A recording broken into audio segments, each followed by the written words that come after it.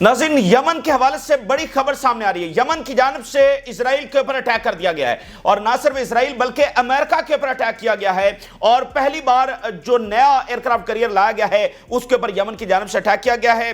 तो आपके सामने तफसीलात रखेंगे। और यमन ने कहा है कि कोई ताकत और कोई ब्रुटैलिटी हमें फ़लस्तीन की मदद करने से नहीं रोक सकती है। हम हर सूरत में, हर हाल में आखिरी हद तक जो है वो फ़लस्तीन के साथ खड़े रहेंगे। दूसरी तरफ जो है वो एक और जो प्रोजेक्ट है कि हिजबुल्लाह को डिसार्म करने की कोशिशें की जा रही हैं और हिजबुल्लाह ने कहा है कि वो तमाम साजिशें जो है वो नाकाम होंगी, किसी तौर पर हिजबुल्लाह को डिसार्म नहीं किया जा सकता। और इसके अलावा ईरान और रशिया के मामला और अमेरिका की टॉक्स, उसके ऊपर भी हम बात करेंगे। ताज़ा तरीन जो तफसीलात है वो क्या आ रही हैं। अब इसराइल जो है वो बार बार ये मैसेज स्प्रेड कर रहा है कि उनके पास ये कैपेबिलिटी है कि वो ईरान के ऊपर डायरेक्टली अटैक कर सकते हैं। यानी उधर से खबर चली ना कि भाई अमेरिका तो साथ नहीं है, तो इसराइल बार बार ये मैसेज वहाँ पर स्प्रेड कर रहा है मीडिया के ऊपर कि जो है वो हम अटैक करने की कैपेबिलिटी ईरान के ऊपर रखते हैं। तो वो ईरान जंग वाला खतरा जो है वहीं पर खड़ा हुआ है और अगले घंटे बड़े क्रूशल हैं क्योंकि रोम के अंदर बहुत बड़ी मुलाकात होने जा रही है। दूसरी तरफ एक और बड़ी इंटरेस्टिंग चीज़ है, चीन और जो इस्लामी दुनिया है और जो ग्लोबल साउथ है वो न्यू वर्ल्ड ऑर्डर के लिए अपने कॉपरेशन को, अपने अलायंसेस को और ज्यादा बढ़ाने जा रहा है और चीन अब लीड कर रहा है। जैसे आपने देखा ना कि जो वेस्टर्न ऑर्डर था वो लेड बाय यूएस था, तो यहां पर चाइना अब फ्रंट फुट के पर आ रहा है और वो ग्लोबल साउथ को और जो इस्लामी दुनिया है उनके साथ ताल्लुकात बढ़ा रहा है और न्यू वर्ल्ड ऑर्डर के लिए यहां पर इक़दामात को और नई जो शक्ल है वो दी जा रही है। इसके ऊपर भी हम तफसीली बात करेंगे क्योंकि यही डिफाइनिंग चीज़ है। जब आपका ऑर्डर बदल गया तो सब कुछ बदल गया, आपकी इकॉनमीज बदल गई, आपकी गवर्नमेंट्स बदल गई, आपका रहन सहन बदल गया, आपकी एजुकेशन बदल गई, आपके नजरियात बदल गए, सब कुछ बदल गया। क्योंकि ये जो साम्राज्य होते हैं ये आपकी एक एक चीज़ कंट्रोल कर रहे होते हैं, ये आपके सामने नहीं होते, लेकिन देखें जब आप ये आपकी इकॉनमीज कंट्रोल करते हैं, ये आपकी एजुकेशन कंट्रोल करते हैं, तो ये आपके सारे नजरियात को कंट्रोल करते हैं। तो जब वो ऑर्डर गिर जाता है तो बहुत बड़ी तब्दीलियां ओवर द प्लेनेट आती हैं। तो यहां पर एक बड़ा इत्तेहाद है वो बनाया जा रहा है जो इस सेंचुरी को जो है वो डिफाइन करेगा। और चीन और इस्लामी दुनिया और ग्लोबल साउथ, जिसमें अफ्रीका के ममालिक शामिल हैं, जिसमें लैटिन अमेरिका के ममालिक जो है वो शामिल हैं, इनका यह अलायंस जो है वो उभरता हुआ नजर आ रहा है। और ये वो ममालिक हैं जो जिनके ऊपर कॉलोनीज रही हैं। मिसाल चीन खुद एक कॉलोनियल पीरियड उसने देखा है, अफ्रीका के ममालिक उन्होंने कॉलोनियल पीरियड देखा है, लैटिन अमेरिका के ममालिक, ठीक है, उन्होंने, और इस्लामी दुनिया के बहुत सारे ममालिक उन्होंने कॉलोनियल पीरियड देखा है। तो ये ग्लोबल साउथ की जो टर्म है वो दुनिया के जो पुअर नेशंस हैं उनके लिए बेसिकली इस्तेमाल की जाती है, ठीक है। तो जिन्होंने कॉलोनियल दौर देखा, साम्राज्य के खिलाफ लड़े, तो वो अब इकट्ठे हो रहे हैं, ठीक है। तो इसके ऊपर हम तफसीली बात करेंगे। अच्छा, अब यमन के ऊपर नाज़रीन शदीद तरीन एग्रेशन किया गया, जुल्म की इंतहा है, बड़ी पेनफुल ये सूरत हाल है। अरब वर्ल्ड के सबसे पुअर नेशन यमनीस, उनके ऊपर अटैक किया गया। ताज़ा तरीन रिपोर्ट के मुताबिक जो ऑयल पोर्ट के ऊपर अटैक हुआ है 74 मर्टार हो चुके हैं, 74 लोग शहीद हो चुके हैं और 171 इस वक्त जख्मी हैं। ये नंबर जो है वो बढ़ते चले जा रहे हैं और ये 30 से शुरू हुआ था, 30 शहीद इब्तदाई रिपोर्ट के मुताबिक और 100 के करीब जख्मी थे। तो अब ये बढ़ते बढ़ते 74 शहीद हो चुके हैं और 171 के करीब जो है वो जख्मी हैं और एक ऐसी जुल्म की ये सूरत हाल है कि नाकाबिले बयान है। आप जरा देखिए, यमनीज फाक़ा-ज़दा कौम, पुअर नेशन, उसके बावजूद उनकी मॉरल क्लैरिटी देखिए कि जब पूरा आलम इस्लाम गफलत की नींद सोया हुआ है तो यमन जो है वो उसने स्टैंड लिया, फ़लस्तीन के साथ खड़ा हुआ। और उधर से ये वेस्ट की ब्रुटैलिटी का मुजाहरा है कि वो सबसे कमज़ोर तरीन एक तरह से और सबसे पुअर तरीन नेशन के ऊपर बमबारी कर रहे हैं। और किस लिए कर रहे हैं? उनका बुनियादी मुतालबा सिर्फ सीज फायर है, गजा के अंदर जेनोसाइड को रुकवाना, ये उनका मुतालबा है। तो इसराइल को रोकने के बजाय वो यमन के ऊपर अटैक कर रहे हैं, यहां पर भी मासूम लोगों को निशाना बना रहे हैं, यहां पर भी वो यमन से अस्करी तौर पर नहीं लड़ पा रहे, ठीक है ना, सिविलियंस को निशाना बना रहे हैं। और अब आप देखिए ये अमेरिका की अस्करी ताकत के लिए कितनी हजीमत का सामना है कि इतना बड़ा अटैक हुआ यमन के ऊपर, यमन ने जो है वो अमेरिका के ऊपर अटैक कर दिया है और इजराइल के ऊपर अटैक कर दिया है। यानी अमेरिका के लिए बहुत ही ये जिल्लत का मुकाम है कि वो इतना बड़ा अटैक कर रहे हैं और जवाब में यमन फिर से अटैक कर रहा है।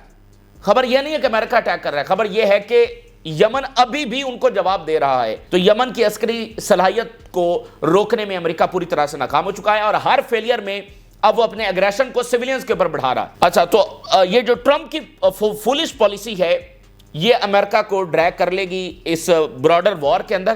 یہ یہاں پر یمن کے اوپر بمباری جے ڈی وینس نے کہا ہمیں سوٹ نہیں کرتی, تو اس کا نتیجہ الٹیمیٹلی یہی نکلے گا کہ یہ براڈر وار کے اندر امریکہ جو ڈریگن ہو جائے گا.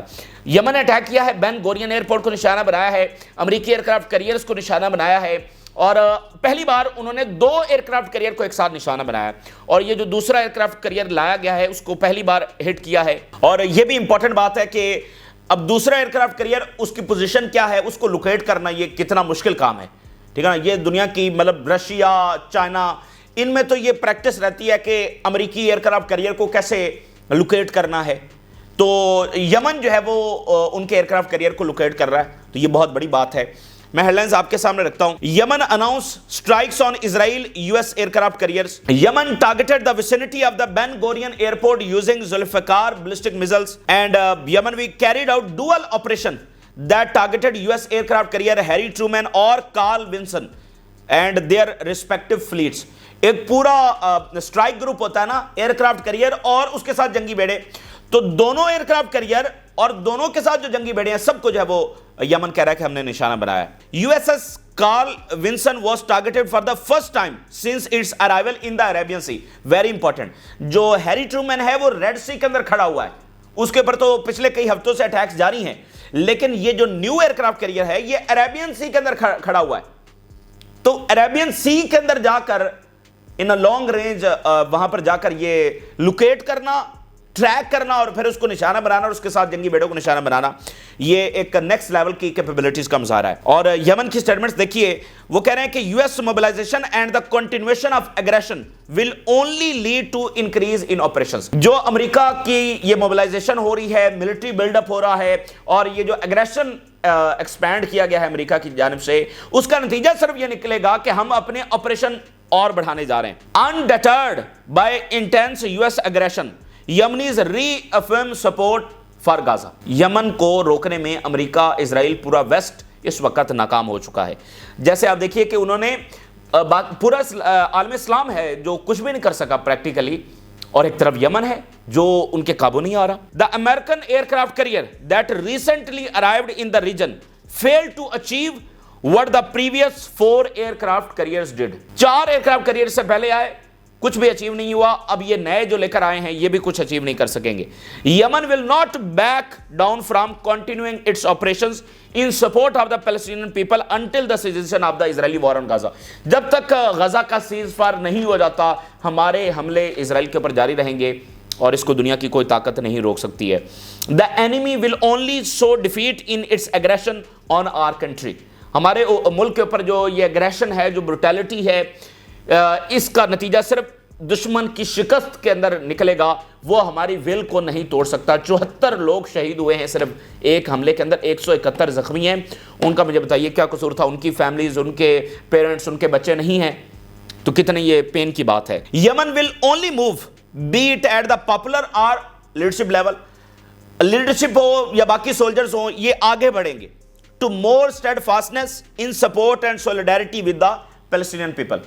فلسطین کے ساتھ کھڑے ہونے میں لیڈرشپ مزید آگے بڑھے گی, زیادہ اسٹیڈ فاسٹ ہوگی, اور جو باقی سولجرز ہیں اور عوام ہے وہ بھی مزید آگے بڑھیں گے. تو یہ جناب ایک بار پھر امریکہ کو ہزیمت اٹھانا پڑی ہے, اور یہ خطرناک کھیل ہے جو امریکہ یہاں پر کھیل رہا ہے. ٹرمپ بالکل یہ امریکہ کو جنگ سوٹ نہیں کرتی, اور بنیادی ان کی کیلکولیشن یہ تھی کہ 2-4 بم ماریں گے اور ہوتیز ختم, لیکن ہوتیز جو ہے وہ ان کو شکست دے چکے ہیں. اب یہ ٹریپ میں ہیں کہ یہاں سے وڈرا کرتے ہیں تو اور ہزیمت, لیکن جنگ جاری رکھیں تو پھر کامیابی نہیں ہو رہی, تو پھر سویلین ٹارگٹس کے اوپر اٹیک کر رہے ہیں. یمن اس کے جواب میں پھر اٹیک کر رہا ہے. تو یہ بنیادی طور پر ان کو جو صحیح راستہ ہے غزہ کے اندر سیز فائر کروائیں, وگرنہ یہ کہ یہاں سے معاملہ ایکسپینڈ ہوگا, ٹھیک ہے نا. یہ تو پھر وہی سرکل ہے نا جو میں نے آپ کو بتا دیا. اب یہ پھر سے سویلین ٹارگٹس کو نشانہ بنائیں گے, پھر سے یمن اٹیک کرے گا, تو یہ وار جو ہے وہ یہاں سے کوئی بھی رخ اختیار کر سکتی ہے.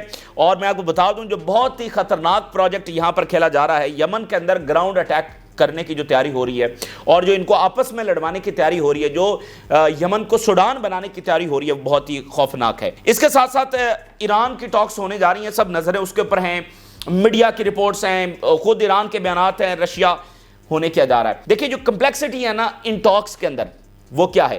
ایران نے بھی سٹیٹمنٹ جاری کی ہے کہ وہ یورینیم کی انریچمنٹ کے اوپر کوئی کمپرومائز نہیں کریں گے اور اپنے میزائل ڈیفنس سسٹم اس کو جو ہے وہ کس طور پر پیچھے نہیں کریں گے اور ہمیں گارنٹیز چاہیے. تو یہ جو یورینیم کی انریچمنٹ ہے اس کے اوپر کیا ٹرمپ ایگری ہوگا؟ یعنی ایران یہ کہہ رہا ہے کہ ہم نیوکلیر ویپن نہیں بنائیں گے, اس کی ہم گارنٹیز دیتے ہیں, لیکن ہم یورینیم کو زیرو لیول کے اوپر نہیں لے کر جا سکتے, کیونکہ اگر ہمارے اوپر اٹیک ہو گیا تو پھر وہ یورینیم انریچ کرنے میں اتنا لمبا عرصہ لگ سکتا ہے.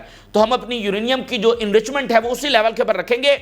اگر گارنٹیز توڑی گئیں تو پھر ہمارے پاس یہ اختیار ہوگا کہ ہم نیوکلیر بنائیں اور اپنا دفاع کریں. لیکن کیا ٹرمپ اس بات کو قبول کرے گا؟ یہ بہت ہی پیچیدہ معاملہ ہے. یہ بہت ہی آپ کہہ لیں کہ جو باٹم لائن ہے جہاں پر آپ کہہ لیں کہ پھڈا پڑ سکتا ہے وہ یہ والی باٹم لائن ہے. اور جو پچھلی ڈیل ہوئی تھی اس میں بھی ایران یورینیم کی انریچمنٹ کے اوپر ایگری نہیں ہوا تھا, یعنی اس کو نیگوشیٹ کرنے میں. ڈسمینٹلنگ دا سینٹریفیوجز اور reducing enrichment to zero is a red line.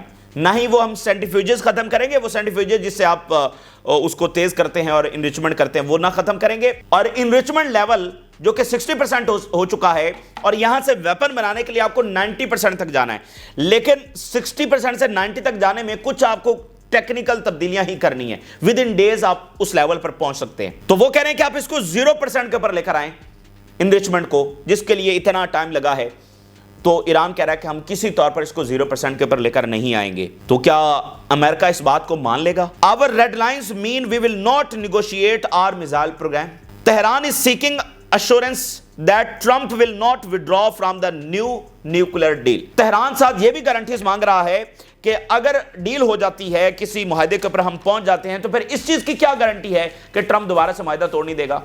آج چونکہ امریکہ کے لیے جنگ کرنا مشکل ہے اور کل کو 6 مہینے بعد 1 سال کے بعد اسی ٹرمپ کے ٹینیور کے اندر, اور ابھی تو ٹرمپ تھرڈ ٹرم بھی دیکھ رہا ہے, تو اسی ٹینیور کے اندر 1 سال کے بعد ٹرمپ اس ڈیل سے نکل جاتا ہے تو پھر اس کی گارنٹیز کون دے گا؟ تو یہ ایک چیز ہے. رشیا کی ذرا سٹیٹمنٹ دیکھیے. Russia welcomes US Iran talks ready to facilitate process Sergei Lavrov. اچھا اسی درمیان ناظرین ایک اور خبر دیکھیے. ڈاگلس مکریگر جو کہ امریکہ کے زبردست اینالسٹ ہیں, فارمر جنرل ہیں, اور ان کے بہت سارے تجزیے ہم آپ کے سامنے رکھتے بھی رہتے ہیں, اور ابھی جو ان کا ایک تجزیہ سامنے آ رہا ہے کچھ دیر پہلے, کیونکہ ایران نے اپنا دورہ مکمل کیا ہے, تو کیا آپٹکس وہاں سے سامنے آئے, کیا چیزیں وہاں پر ایگری کر لی گئی ہیں. تو بڑی امپورٹنٹ بات انہوں نے کی ہے. دا باٹم لائن کہ اس دورے کا ساری ڈیولپمنٹس کی ایک لائن کیا ہے؟ Russia will not stand by if Iran is attacked. Russia خاموش تماشائی کے طور پر نہیں کھڑا رہے گا اگر ایران کے اوپر اٹیک کیا گیا. مطلب بہت بڑی بات ہے نا کہ امریکن اس وقت جنرل, اچھا یہ جو ہیں یہ اینٹی وار, مطلب اسرائیل کی جنگوں کے خلاف ہے, غزہ میں جہریت کے خلاف ہیں, اور یہ کہہ رہے ہیں کہ امریکہ کو سوٹ نہیں کرتی. ایران جنگ کے یہ شدید مخالف ہیں, امریکہ کے مڈل ایسٹ وارز کے یہ شدید مخالف ہیں. اور ایران کا جو دورہ ہوا ہے رشیا کا, اور رشیا سے جو سٹیٹمنٹس آ رہی ہیں, ابھی آپ دیکھیں نا کل ہی ان کے پارلیمنٹ نے جو اسٹریٹجک پارٹنرشپ ہوئی ہے اس کو ریٹیفائی کیا, یعنی آفیشیل اس کو درجہ دیا ہے. تو یہ کہہ رہے ہیں, ان کا انالیسس یہ ہے کہ رشیا واضح طور پر یہ سگنل دے رہا ہے امریکہ کو کہ ایگریمنٹ ہی بہتر ہے, اور اگر امریکہ کسی بھی وجہ سے ایگریمنٹ کی طرف نہیں جاتا تو پھر رشیا کا کلیئر سگنل امریکہ کو یہ ہے کہ رشیا خاموشی سے بیٹھا نہیں رہے گا. اگر ایران کے اوپر اٹیک کیا جاتا ہے رشیا خاموش تماشائی نہیں بنا رہے گا, بلکہ وہ ایران کی ڈائریکٹ ہیلپ کو آئے گا, یعنی اسلحہ یہ وہ سب وہ سپورٹ جو وہ کر سکتے ہیں, ہر صورت میں وہ ایران کے ساتھ کھڑے ہوں گے. تو یہ بہت بڑی بات ہے. یعنی آپ دیکھیں کہ عراق پر اٹیک ہوا, افغانستان پر اٹیک ہوا, لیبیا, سارا کچھ ہوتا رہا, لیکن اس طرح کسی گلوبل پاور کا امریکہ کے سامنے آ کر کھڑا ہو جانا کہ کسی اسلامی ملک کے اوپر اٹیک نہیں ہو سکتا ایران کے اوپر, تو یہ بہت بڑی بات ہے. تو یہ کلیئر ڈیٹرنس ہوگی ٹرمپ کے لیے. اس وقت ٹرمپ جو ہے وہ پیوٹن ہی سے بات کر رہے ہیں نا, تو پیوٹن کہہ رہے ہیں کہ ایران کے اوپر حملہ نہیں ہونا چاہیے, اور اس کو کنفرم کر رہے ہیں کون؟ جنرل مکریگر. ایک تجزیہ ہم نے آپ کے سامنے رکھا ہے, اور بھی بہت ساری چیزیں ہیں. تو پھر نیتنیاہو کا پلان کدھر گیا؟ ابھی آپ دیکھیں نا جو اسرائیل سے بیانات سامنے آ رہے ہیں. Israel is capable of attacking Iranian nuclear facilities within a short period of time. اچھا اب بات یہ ہے کہ ایران کے پاس وہ کیپیبلٹیز نہیں ہیں ایران کا نیوکلیر پروگرام ڈسٹرائے کرنے کے, لیکن اب وہ بار بار یہ میڈیا کے اوپر پیغامات چلوا کر یہ میسج دے رہا ہے واشنگٹن کو کہ اگر تم نے اٹیک نہیں کیا تو پھر ہم اٹیک کریں گے. ٹھیک ہے, اگر اسرائیل اٹیک کرتا ہے تو پھر جیسا ہم نے پچھلی ویڈیو میں بات کی کہ امریکہ بڑی ڈیفیکلٹ پوزیشن میں آ جائے گا کہ اسرائیل کو بچانے کے لیے وہ آئے، اور آلریڈی وہ یمن کے اندر تو موجود ہے نا، وہاں پر تو جنگ جاری ہے، تو یہ اسکلیٹ ہو سکتا ہے۔ ادھر سے رشیا امریکہ کو کہہ رہا ہے کہ اگر اٹیک کیا تو ہم سامنے کھڑے ہوں گے۔ تو یہ بڑا کمپلیکس سا سینیریو ہے، اور اس میں بنیادی بات یہ ہے کہ امریکہ کو غزہ میں جنگ بندی کی طرف جانا چاہیے، اس سے یمن کا معاملہ بھی حل ہو جائے گا، ایران کے ساتھ ایگریمنٹ کی طرف جانا چاہیے۔ ایران، اب دیکھیں نا، سعودی عربیہ پہنچ گیا ایران، ٹھیک ہے، ٹرکی کے معاملات ٹھیک ہو رہے ہیں، مصر کی بات ہوئی ہے، سب معاملات ٹھیک ہو رہے ہیں، یو ای کے ساتھ معاملات ٹھیک ہو رہے ہیں، تو ریجن میں پیس بھی آ سکتا ہے، سب کچھ ہو سکتا ہے، لیکن پھر اسرائیل اپنا جو کھیل ہے وہ نہیں کھیل سکتا اگر یہ سب یہاں پر پیس ہو جائے، سب اکٹھے ہو جائیں۔ تو اس لیے اگلے 24-48 گھنٹے بڑے کروشل ہیں، اور تمام چیزیں آپس میں جڑی ہوئی ہیں۔ ایران ٹاکس غزہ سیز فائر کے ساتھ جڑا ہوا ہے، ٹھیک ہے نا، تو دیکھتے ہیں کہ معاملات کس طرف جاتے ہیں۔ اور میں آپ کو بتا دوں کہ رشیا سے زیادہ چائنا جو ہے وہ یہاں پر انوالو ہوگا، یمن میں ایران، یہاں پر آپ کو چائنا زیادہ نظر آئے گا، اور ایجپٹ کے ساتھ جو جنگی مشقیں ہو رہی ہیں وہ بھی آپ کے سامنے ثبوت ہے۔ اس کے ساتھ ناظرین، حزب اللہ کی جو ڈس آرمامنٹ ہے اس کی بھی پلاننگ کی جا رہی ہے۔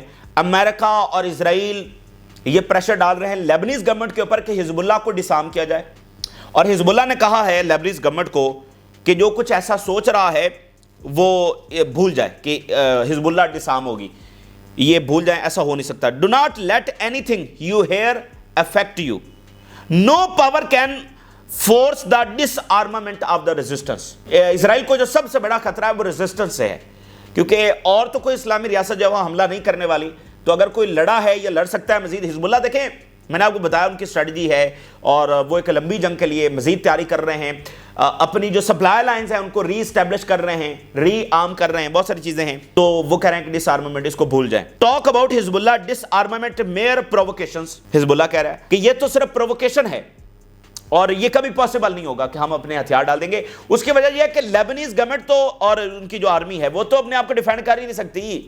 لیبنیز آرمی تو ایک جنگ بھی نہیں اسرائیل کے ساتھ لڑی، ہمیشہ لیبنن کا جو دفاع، اور آلریڈی جب حزب اللہ بنی تھی اس سے پہلے تو لیبنن آکوپائڈ تھا، تو حزب اللہ ہی نے تو لیبنن کو جو وہ آزادی دلوائی ہے۔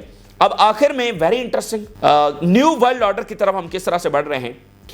اچھا، بینڈونگ ایک انڈونیشیا کا شہر ہے، یہاں پر ایک کانفرنس ہوئی تھی 1955 کے اندر، اور وہ کانفرنس کن کی ہوئی تھی 1955 کے اندر؟ یہ جناب جو نیولی جو آزاد ہوئی تھی ایشین جو نیشنز ہیں اور جو افریقن نیشنز ہیں، 29 کنٹریز 1955 کے اندر بینڈونگ جو کہ انڈونیشیا کا شہر ہے وہاں پر اکٹھے ہوئے تھے، وہاں پر یہ کانفرنس ہوئی تھی، اور اس میں کیا تھا کہ ہم امپیریلزم اور کلونیلزم سے مل کر جب وہ لڑیں گے، ایک دوسرے کے ساتھ کوپریشن بڑھائیں گے، اور ایک دوسرے کے اوپر جو بھی مصیبت آئے گی اس کو مل کر سامنا کریں گے۔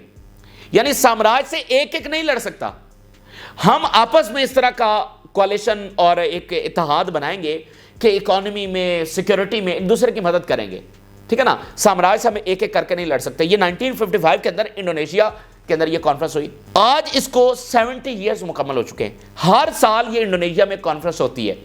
تو اب چائنا نے کہا ہے کہ اس کانفرنس کی نسبت سے اب وہ وقت آ گیا ہے کہ ہم اس کو عملی جامہ پہنائیں۔ یہ تو ایک سوچ تھی نا، اب اس پر اس طرح امپلیمنٹ تو نہیں ہو سکا۔ اب آپ دیکھیے ان ممالک کے اوپر ایشیا میں کہاں کہاں پر امریکہ نے حملے بھی کیے، رجیم چینجز بھی کیا، سب کچھ کیا۔ تو وہ کہہ رہے ہیں وہ جو گلوبل ساؤتھ، ٹھیک ہے نا، یہ گلوبل ساؤتھ ہی کے سارے ممالک ہیں نا، تو یہ ہمیں دوبارہ سے اصل میں وہ جو چیز تھی اس اسپرٹ کو اب عملی جامہ پہنانے کا وقت آ گیا ہے۔ ہم اس آرڈر سے لڑنے کے لیے باقاعدہ طور پر میدان میں آ جائیں۔ Reviving the bending spirit in a multi polar world, China and Indonesia a chance to revive multilateralism and global south unity۔ Multi polar world order اور گلوبل ساؤتھ کی یونٹی، اس کا اب باقاعدہ طور پر وقت آ گیا ہے۔ وہ کہہ رہے ہیں کہ جو موجودہ ورلڈ آرڈر ہے that is mounting pressure from rising populism, deglobalization and weakened multilateral institutions۔ آپ دیکھیں نا جیسے یونائٹڈ نیشن ہے، اس کی کیا وقت رہ گئی ہے، IMF، یہ سب آن سٹیک ہیں، WHO، مطلب یہ جو سارے انٹرنیشنل انسٹیٹیوشنز ہیں جو نئے امپیریلزم کی ایک علامت سمجھے جاتے ہیں، یہ ڈیبیٹ بھی رہتی ہے، تو وہ کمزور پڑ چکے ہیں۔ اور جو گلوبلائزیشن بھی تو ایک ٹول تھا نا دنیا کو کنٹرول کرنے کا، بھئی ملٹی نیشنل کمپنیز ہیں، NGOs ہیں، فلانا ہے، وہ ملکوں میں پینیٹریٹ کیے ہوئے ہیں، گورنمنٹس کو انفلوئنس کر رہے ہیں، تو وہ ڈی گلوبلائزیشن بھی ہو رہی ہے۔ اور وہ جو نیو ورلڈ آرڈر کے وہ انسٹیٹیوشنز تھے جن کے ذریعے کنٹرول کیا ہوا تھا دنیا کو، وہ بھی کمزور پڑ گئے ہیں۔ تو یہاں پر انڈیورنگ ریلیونس، وہ ریلیونس پیدا ہو گئی ہے historic milestone in global south solidarity demands renewed attention. تو 1955 میں جو ایک ہم نے مائل سٹون حاصل کیا تھا کہ ہم نے بنیاد رکھی تھی اتحاد کی, اب اس کو عملی جامہ پہنانے کی ضرورت ہے, اس کی طرف توجہ کرنے کی ضرورت ہے, اس اتحاد کی طرف. اور اس کی 70ویں اینیورسری کے اوپر this moment is not only mere call for a nostalgia but a critical opportunity to reengage with a Bandung spirit. اب یہ وہ موقع ہے کہ اس اسپرٹ کے کو دوبارہ سے ہم ری انگیج کریں, یہ موقع ہے ہمارے پاس. Its core principles of sovereignty, اور اس کا بنیادی مقصد کیا تھا کہ ہم سوورینٹی حاصل کریں, ہم ایکویلٹی حاصل کریں, مطلب ہمیں غلام بنا کر نہ رکھا جائے, اینڈ کوآپریٹو ڈیولپمنٹ, ایک دوسرے کے ڈیولپمنٹ کے اندر کوآپریشن حاصل کریں. Emerging power such as China and Indonesia can revitalise these ideals for today's shifting geopolitical and economic landscape. Geopolitical اور اکنامک جو لینڈسکیپ ہے وہ بدل رہا ہے. تو چائنا ایک سپر پاور ایمرجنگ, انڈونیشیا ایک بہت بڑی پاور, کیونکہ دیکھیں نا انڈونیشیا کے اندر کانفرنس ہوئی تو وہ کہہ رہے ہیں کہ ہمیں لیڈ کرنا ہے. چائنا انڈونیشیا کو کہہ رہا ہے کہ ہم لیڈ کریں گے گلوبل ساؤتھ کے ان سارے مالک کو نئے ورلڈ آرڈر کے لیے. For restoring trust in multi literalism and inclusive regional cooperation. دیکھیں جب گلوبلائزیشن ختم ہو رہی ہے تو ریجنلزم ایکسپینڈ کرے گا نا, ٹھیک ہے نا. گلوبلائزیشن اینڈ ہو رہی ہے تو ریجنل جو ڈیولپمنٹ ہے, جو کوآپریشن ہے وہ بڑھے گا, ٹھیک ہے. تو وہ اس کی بات کر رہے ہیں کہ اب ہمیں یہ جو ریجنل کوآپریشن ہے جس میں آپ سیکورٹی, اکانومی, اس کو دیکھتے ہیں, اس کو بڑھانا چاہیے. Fractured global landscape, the return of populism. پھر وہ کہہ رہے ہیں کہ rule based international order the foundation is now fracturing. یہ فریکچر ہو چکا ہے موجودہ world order, fuelled by job displacement. اور اس میں مزید کیا چیزیں اس کو فیول کر رہی ہیں, اس کی فریکچر کو, جاب ڈسپلیسمنٹ ہو رہی ہے. امریکہ میں جو جابز کر رہے تھے, اب آپ دیکھیے وہاں سے کس طرح ہجرت بھی ہو رہی ہے, بہت ساروں کو نکالا جا رہا ہے, سارا چیزیں. And declining domestic industries is accelerating the trend toward deglobalisation. اور بہت سارے فیکٹرز ہیں جو اس وقت اس کو ایکسلریٹ کر رہے ہیں. تو یہ صرف دیکھیں انڈونیشیا کی بہت اہمیت ہے. ایک تو سب سے بڑا یہ اسلامک کنٹری ہے, پاپولیشن کے حوالے سے ریئر ارتھ منرلز ان کے پاس بہت ہیں, اسٹریٹجک اہمیت ان کی بہت ہے. انڈونیشیا کے جو ہیڈ آف دی گورنمنٹ ہے انہوں نے پہلا وزٹ جو ہے وہ چائنا کا کیا ہے, ٹھیک ہے. تو انڈونیشیا کی بہت زیادہ اہمیت ہے, اور چائنا کھل کر اب نیو ورلڈ آرڈر کی بات کر رہا ہے. اسلامی دنیا, گلوبل ساؤتھ کے مالک, چائنا, رشیا, نارتھ کوریا, یہ اس وقت نیو ورلڈ آرڈر کی طرف. اور یہ کوئی آسان نہیں ہوتا کسی آرڈر کو گرانا, سب مل کر ہی اس کو گرا سکتے ہیں. اور چائنا جو تھوڑا پیچھے پیچھے تھا اب وہ جو ہے نا فرنٹ کے اوپر آ چکا ہے. اور یہ میں آپ کو بتا دوں کہ پرفاؤنڈلی یہ سب چیزوں کو بدل کے رکھ دے گا, ساری چیزوں کو بدل کے رکھ دے گا چائنا کا امریکہ کے خلاف میدان میں اتر جانا. تو یہ تازہ ترین تفصیلات ہیں جو آپ کے ساتھ شیئر کی. آپ نے رائے ضرور کریں. اجازت دیجیے, اللہ حافظ.